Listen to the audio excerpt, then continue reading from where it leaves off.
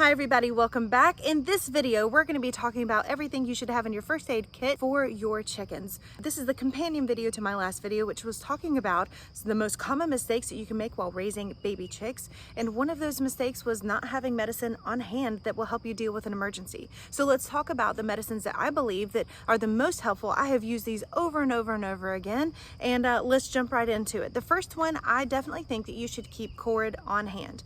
Coccidiosis is a parasite that just resides in your ground.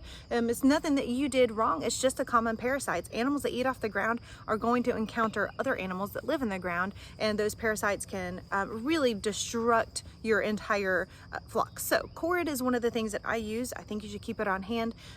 Do not give Corid at the same time that you are giving vitamins. They will not work together. If you're curious, go back and watch the other video. You may run into some respiratory issues in your chicken. It's common. Again, it's nothing that maybe you're doing. If they have proper ventilation and they have enough space, sometimes respiratory issues just happen to come up. If you have a really hot and humid time, you may see your chickens breathing a little bit funny. So I like to keep Tylan in handy. Now, another interesting thing about this medicine is that if you are trying to prevent mycoplasmosis, we lost 74 chickens due to mycoplasma. There is no cure for this, and we are a hatchery. So with it, in my best conscience, I knew that I could not continue to raise chickens from that flock and sell them, and so I knew that we had to humanely euthanize all of them. But just to be sure, what I began to do was to do an egg dipping method using Tylan, and that prevents the mycoplasmosis that perhaps is still here from occurring in that chick. And so in good conscience, I know that I am not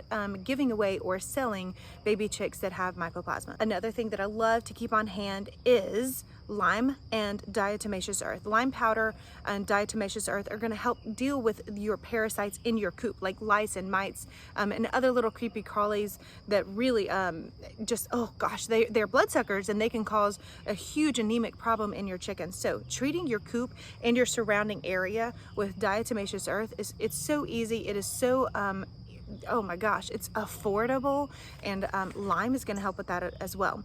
You could put them in your chicken's dust bath, and they can basically like dose themselves. But I do have a little asterisk on this. I once spread diatomaceous earth inside my coop just as a prevention for lice and mites and all those things. My chickens were in the coop when I did that, and I noticed a lot of coughing and wheezing the next day. Don't let it get into their lungs. Don't spread it while your chickens are there, but spread it when they're maybe free ranging or somewhere else so that you can safely apply it to their coop. Every once in a while, you may see a very weird egg come out of your chicken, and it actually is a staph infection that has built up, and those are called a lash egg. That is a very, very dangerous amount of staph infection, and it could even get you sick. So one thing that veterinarians will use is Tetracycline. That brings up another point. You really should have some things on hand that protect you as the chicken caregiver from getting sick. So sometimes you're going to want a mask. It's extremely dusty when I clean up my coop, but you also want gloves on hand. Never, ever handle a weird looking egg that is actually not an egg. It's just an accumulation of cells that are infected with staph. So you could definitely get yourself very sick. So keep gloves on hand and absolutely sterilize any place that chicken has been, that lash egg was, or that where you put it while you cut it in half. So don't flirt with it. It's not worth it. One of my favorite things to keep on hand is a gigantic off-brand jar of petroleum jelly. This is wonderful for scaly leg mites. If you ever notice that their legs are just looking super weird and super bumpy, and their scales are not laying down like in order like they should, you probably have scaly leg mites. The best way to do it is to suffocate those leg mites out, put petroleum jelly all over them. You might want to remove that chicken from that area so that they don't get like pine shavings or whatever stuck to their legs, but that's up to you. But petroleum jelly is wonderful to have on hand. Not only that, but sometimes you'll need it on your fingers if you have to explore their vent, and so just a little bit of lubrication will make them a lot more comfortable. Keep electrolytes on hand. You never know how much it could help a very, very stressed chicken. So stressed chickens can be when they have been moved to a new location, when you've just brought them home.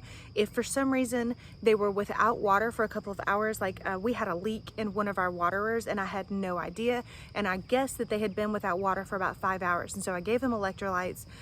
Sometimes a new chicken that comes here or a chicken that is sick, they could really benefit from that surge of vitamins, electrolytes, to really bring their energy back. If you're having an issue with an egg-bound chicken, there's a number of things that can cause a chicken to become egg-bound. Sometimes it's a lack of calcium. Calcium is really important for helping a chicken actually contract those muscles that is going to help them to push out that egg. And so liquid calcium drops can be really, really helpful. Sometimes that's the only boost they need to make those contracting muscles a little bit stronger. Also, for an egg-bound chicken, it's really helpful to have Epsom salts on hand at all times.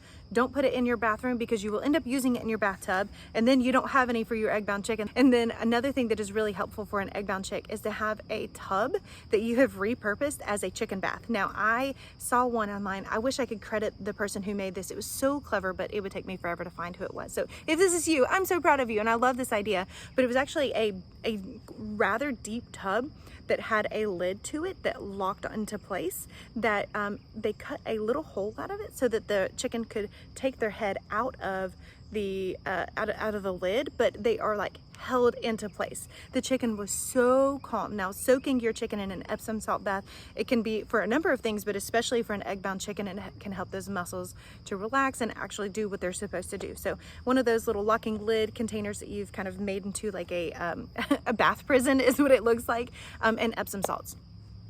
You should always have vitamins on hand, especially liquid vitamin B. If you ever notice a chicken struggling with their energy or with some weakness, liquid vitamin B can really be helpful for helping them to just gather their strength back. My favorite are going to be Rooster Booster and Poultry Cell. Now, I do have Vet RX on hand, but I have noticed a lot of problems with Vet RX, and it's not the problem with what it is, it's how we use it. It's not medicine. It is more of like a vitamin that is going to help prevent. People use it in the event of a respiratory issue. It will not treat a respiratory issue. So think of it as preventative care. There's a weird phenomenon in chickens. If you've raised them, you know, but if you are thinking about it, then you might want to prepare your heart for this. If chickens sense that someone in their flock is weak or may be sick, they will attack that chicken until it's dead. I think it is coded into their DNA to not let anybody spread a disease or a problem, and so they take out the weakest link. Now, sometimes, obviously, we don't need to let that happen because we, as the chicken tenderers, we can treat it and we can bring them back to health. So if your chickens have blood anywhere, if they've scratched a leg, if there's an eye problem and there is red blood, you need to remove them from your flock so that the others don't peck them to death. Literally, they will peck them to death. But you can also use something called Blue Coat. Now, Blue Coat, applying it to that spot, it can help to serve as an antiseptic, right? I'll fact check that. But mostly what it does is it stops the appearance of blood to prevent the other chickens from pecking them to death. Isn't that grim? If your chicken has a prolapsed vent, meaning they have pushed and pushed and pushed until their insides are on the outside, one of the best things that you can use is Preparation H. It's just like a hemorrhoid cream, and just like it does for humans, it can shrink up that tissue and make it go back to the right size and place. Preparation H, apply it with gloves on, and that will help to contract those muscles, and you can gently push the vent back up where it's supposed to be. So love keeping that on hand. It's not happened a lot, but when it does, it is so freaky. And a prolapsed vent, because of its natural coloration, it is going to be vulnerable to being pecked at by the other chickens. It's going to be vulnerable to little insects, and it can lead to things like fly strike. It's just, you don't want their outsides to be on the inside. They need to be protected. That's why they have skin and feathers. So push it back up where it's supposed to be. Okay, so I've talked about mice and lice and a few other things like fleas that can be bloodsuckers. And so like I said, I don't like putting DE straight on my birds because it did cause a little bit of respiratory distress for them. So what I would prefer to use is Elector PSP. This is expensive, and I am sorry. It is so incredibly helpful to have it on hand because this is one of those things that you just spray on them, and instead of it like settling in their lungs and stuff and causing a problem, it's going to treat any of those blood-sucking creatures. Elector PSP, keep it on hand. It's nothing that you're doing wrong. Those insects and those problems, they are looking for a host, and the chickens are just an easy host. And so don't beat yourself up, but be prepared to deal with it because more likely than not, it is going to come. In your lifetime, in your chicken's lifetime, you are very likely to deal with all those little bloodsuckers.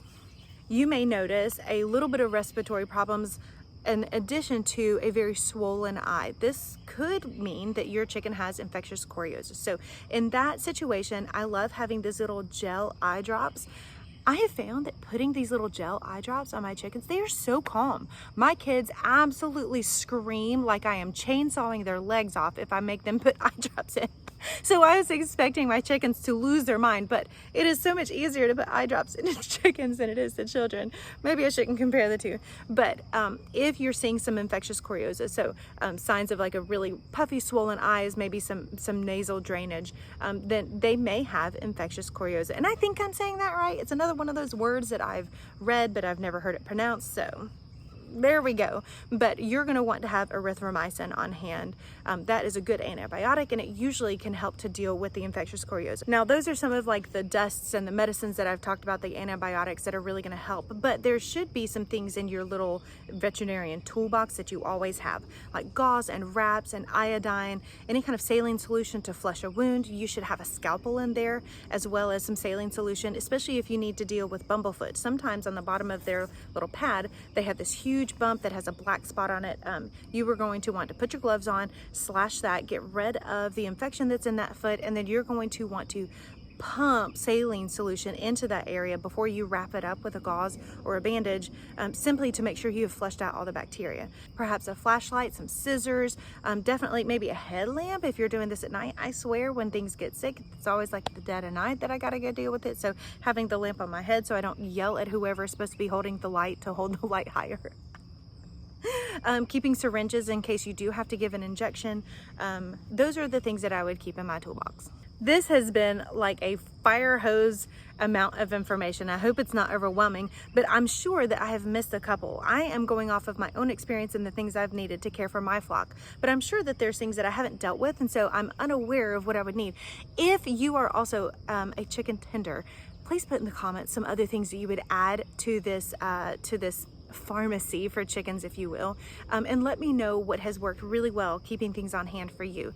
That is all for today's video. I hope this has been helpful. I hope you're not too stressed because they're not sick all the time. I promise. It sounds like it is by what I'm telling you now. They're not. They're my easiest animal by far, and it's definitely worth it, even though you may deal with some sickness from time to time.